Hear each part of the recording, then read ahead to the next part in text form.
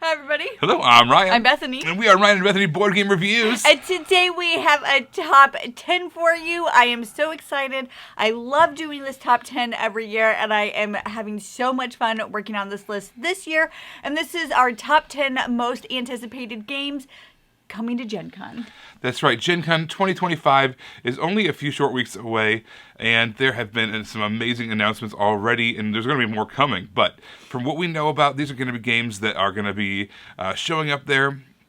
Some of these games are re-releases. Some of them are only for demo. Some of them are going to be available for sale. Some of them are being released at Gen Con. There's kind of a mixed bag here. Yeah. We tried to focus on, for the most part, of ones that are going to be available to, at the very least, be able to play. Yeah. And so, we've got some great games lined up. In the comments below, be sure to let us know which games you are excited to play so we can go try to check those out too. Because we might have missed some, and there's more coming. So we need to know all about these things so we can chase after them and play them at Gen Con.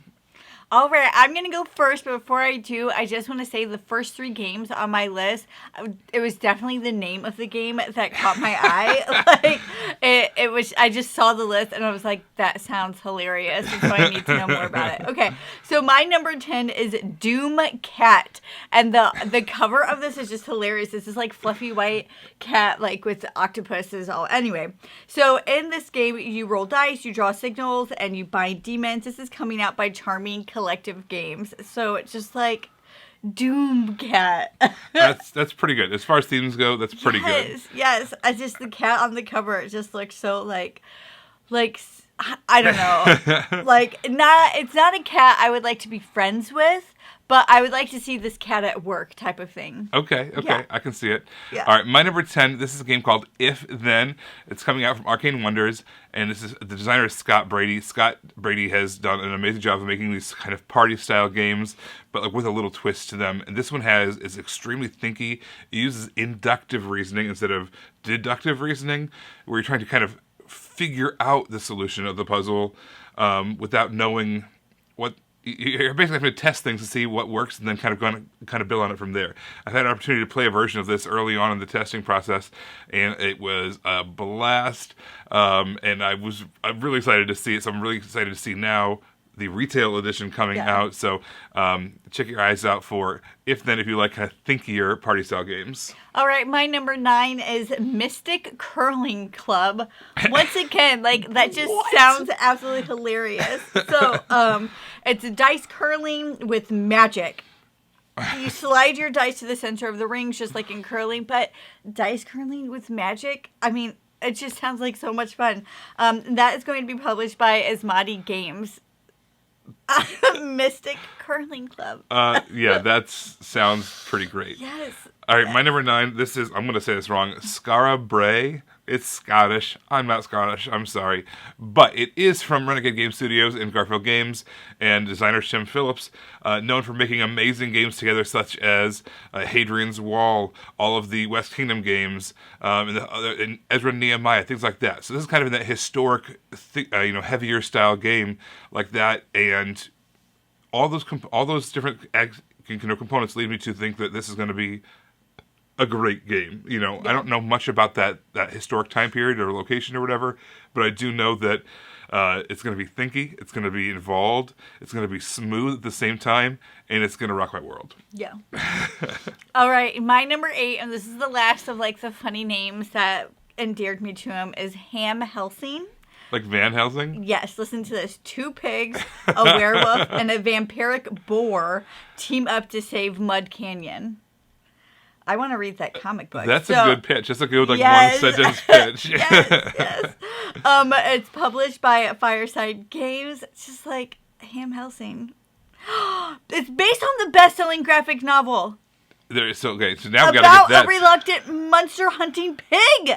Oh my gosh, I need to get this from the library. So what we're going to do is we're going to say it's for the kids, but really it's going to be for you. 100%, yes. Ham Helsing. I need to see if my library has this. I need to read it. Stat. I almost would have paused the video so I can, go check that out. All right, we're going to go do that, and we'll come back, and then we'll be right back. No, just kidding. My number 8, this is, again, you're going to pronounce this wrong, Ubibo. I'm not sure. It is published by Jelly Jelly Games. It is a party-style game that's all dexterity, where basically you have your hands kind of laid out. Everybody has their hands, and you're laying sticks on top of your hands and fingers. So you're literally stacking things like, think about like Jenga, right? Or pick up sticks, but your hands themselves are the platform.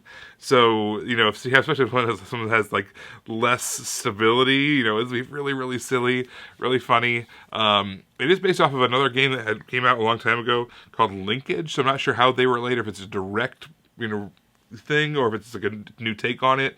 I'm not sure, but all I know is that kind of using your hands as the platform with which to build sounds really, really fun, and I'd be awful at it. That's not true. Ryan would be a lot better than I am. He's a drummer. He has very steady hands. True story. Okay, so my number 7 is Ruins. This is going to be out by All Play. Uncover ancient ruins and treasures by crafting powerful card combinations. But the real reason why I'm excited about this is that it's by John D. Clare, and I have yet to play a John D. Clare game that I haven't, loved. Absolutely love. Mystic Vale is one of my all-time favorite games, and Ready, Set, Bet is also one of my all-time favorite games, which is proof because they were both on my top 100 of all time.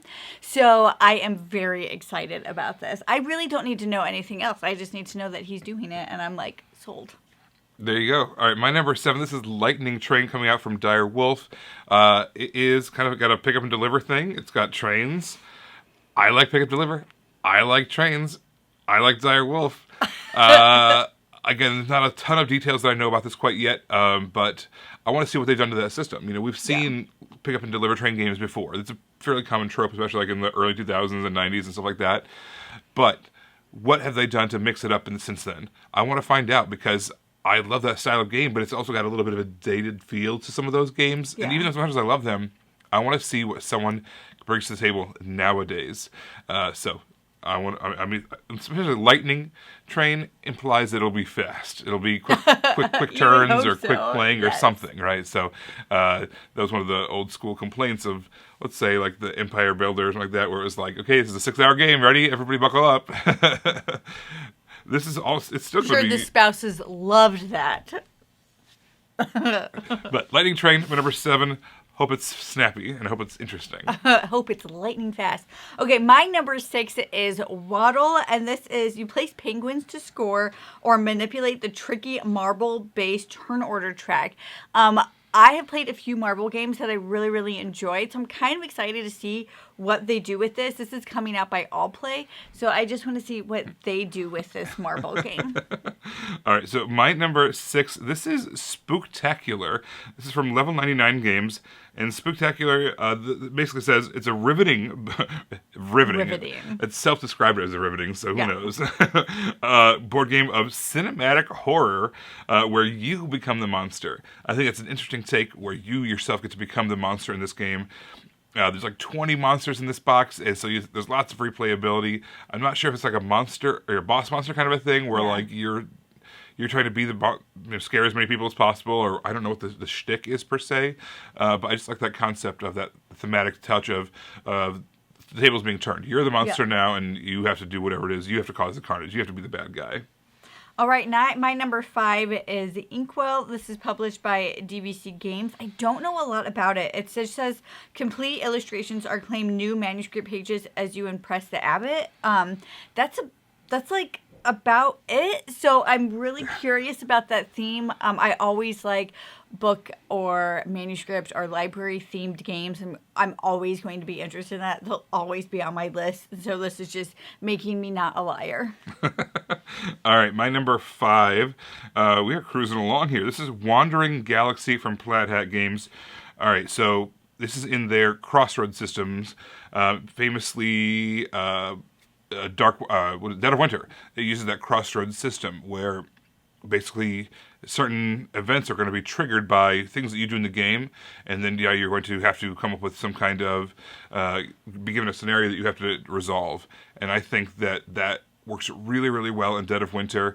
There's other games in the Crossroads system, but this theme also sounds really cool. Basically, you have a spaceship, and you have to pay for it, right? It costs a whole bunch of money, so you have to take on these jobs in order to pay for it.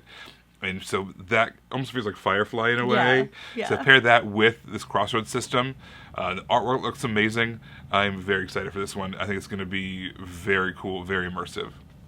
All right, my number 4 is Satchel Quest. This is published by Weird City Games, but just like the John D. Clare, this is the designing team, Molly Johnson, Robert Melville, and Sean Sienkiewicz, and I really enjoy that team. So I actually didn't, like, I just saw them, and I was, like, putting it on my list. But anyway, so this is players take on the role of adventurers in a roguelike bag-building puzzle game. So a bag-building game, but a puzzle game, and with this design team, I am just really excited about this, and it's going to be good. It better be good.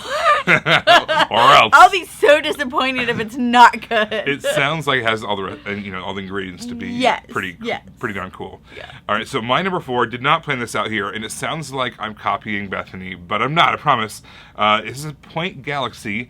This is from Flat Out Games, but also the design team is once again Molly Johnson, Robert Melvin, and Sean Sienkiewicz. So it's funny that we synced up on those designers for our number 4s. Yeah. But Point Galaxy is basically the next in the line of the Point series from Flat Out. So you had Point Salad, amazing card game, and then Point City kind of took up made this card drafting in a more interesting way and took it up a notch.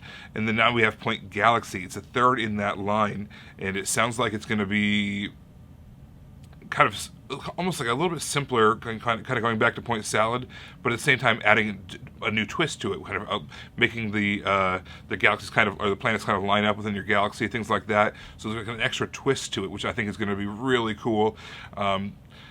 These card games are the perfect weight for tons of different situations. Yeah. They are thinky and they're fun and they're fast, and I'm excited for this one. All right, so my number 3 is T-Witches, and this is coming out by The Op. And the real reason why I'm excited about this game, I'm sure it's going to be fun. That they've described it as like Flamecraft Plus, like that's like the theme that it's going for. It's going to be that, but just a bit more thinky. But the real reason why is and this is their flagship game this year. I want to see what they do with their booth. Their booth was so cool with Gnome Hollow last year. I want to see what they do with their booth with T-Witches. I am so excited. Like, I want them to be serving tea. I know they won't. Bring your own tea. BYOT. Yes, but I'm just so curious to see. I can't wait to see how they design and set up their booth. I'm like more excited for that than I think the actual game, but the game's going to be fun. I'm pretty sure it's going to be good. But I want to see the booth. I want to see the booth. Can you imagine yourself walking around the crowded halls of Gen Con in early August in Indianapolis with a steaming hot cup of tea? Yes, I can. I can totally see that. Yes, I can see me doing that. People getting burned. It's fine. It's worth it for the aesthetic. You should use dry ice and like iced tea, so that way it's like still steaming, but it's not actually hot. Not a bad idea. I think it's pretty good. All right, my number 3. This is Twinkle Twinkle. This is from AEG, and it sounds like it's kind of a puzzly tile-laying game. It also features the constellations. Is that your second like space-ish game? Maybe. Don't judge. I like space.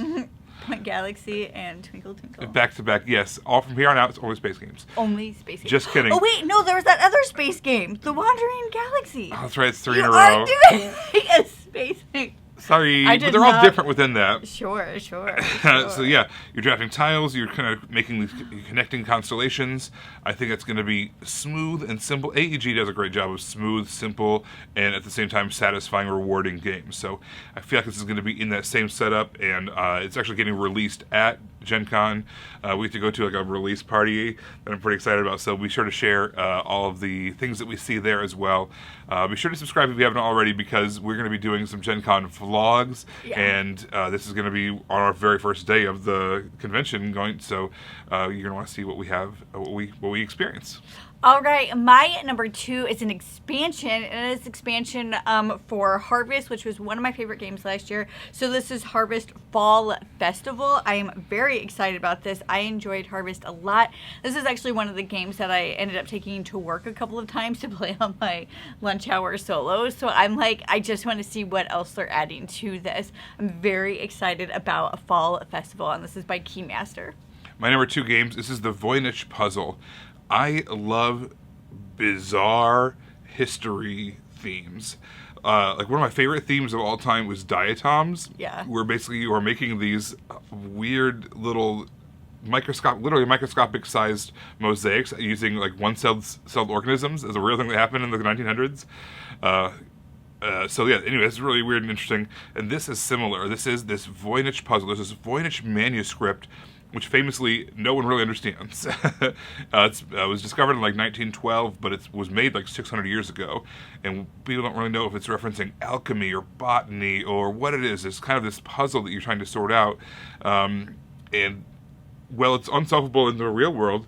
Here in this game, you get to solve it. You get to feel clever. You get to be the one that pulls it off. So, yeah, I think that's going to be really cool. And I love that theme, that really bizarre history theme, taking some really kind of a deep cut, deep cut that not a lot of people know about and bringing it to the forefront and using it as a theme in a game. I love that stuff, and I love the idea of this game. We'll see how it actually plays out, though. All right, so I do have an honorable mention before I get to my number one, and my honorable mention is Luthier, and this is coming out by Paverson. The reason why it's just an honorable mention is because we backed this game, so like we were able to preview it. We like it. We enjoy it. Hopefully, we're going to get ours and do a full in-depth review of it when we get our copy. But I think this game is fantastic. It is already in the running for my top game of 2025. We'll see. We'll see. We're only halfway through the year. But I am just saying this game is fantastic. I've loved it. It's very immersive. You are you're making your luthiers. You're designing and creating instruments and repairing instruments, and you have all these patrons that you need to please and all of that stuff going on. I am really looking forward to this game and seeing other people being able to get their hands on it. I similarly have an honorable mention, and the reason we're not actually putting these in our rankings is because we've played them, we've seen them, we've even covered them on our channel, so it's not like they're new to us. Yeah. So mine is Wine Cellar. This is from my friend designer Andrew Stiles in 25th Century Games. It is such a clever, smooth, cool card game that plays, up to 8 players. Which a lot of times you don't see thinkier kind of card games like this going up that high. It's not thinky either. It's very accessible. In fact, our daughters were playing when they were like 6 and 7. So even though it just came out, but nonetheless, it is. We have advanced copy to cover on our channel, and so it is very accessible. But it requires a little bit of thinkiness, and it looks cool, it's smooth to play, and I think this is the kind of game that can kind of transcend the hobby a little bit.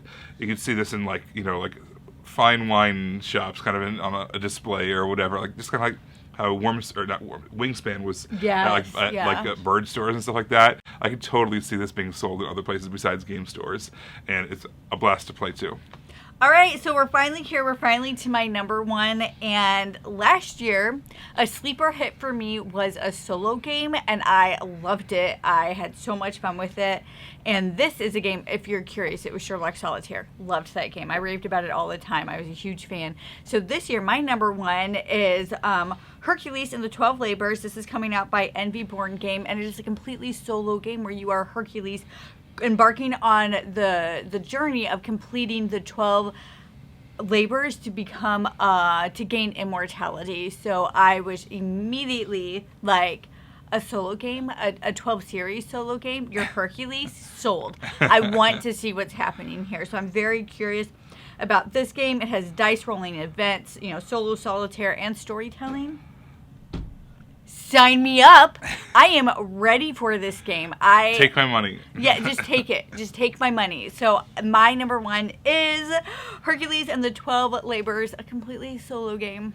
All right, my number one, I'm going to give you some background first. One of my favorite cooperative games of all time is Black Orchestra. This is an incredibly challenging cooperative game. I've won it like maybe once out of all the times I've played it. That was with me. Because you're the best. Basically, but you are German soldiers during the Nazi regime who are not Nazis. You are not pro-Nazi. You are anti-Hitler, and you are trying to take him out, and him and his supporters and his leadership within the German army, trying to take down the Nazi leadership. So if you've heard of the movie Valkyrie or Bonhoeffer, those are some famous Germans who were fighting against the Nazis. So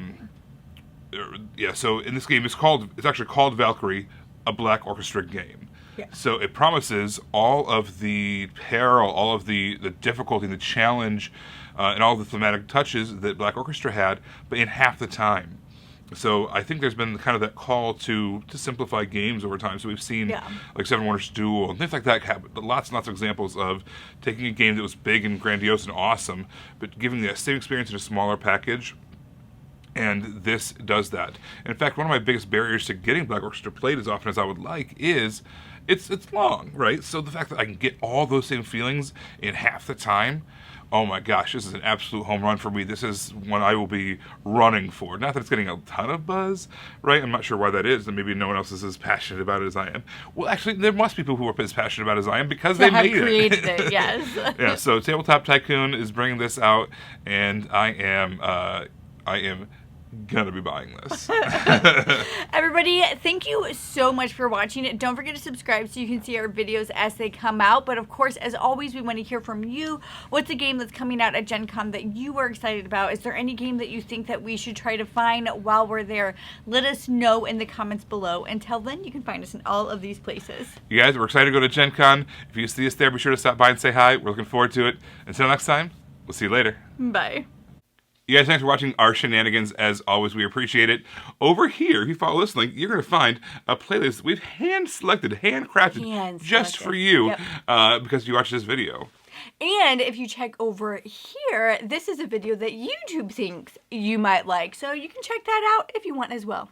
All right, we appreciate it, guys. Thanks so much for watching, and we will see you next time. Bye.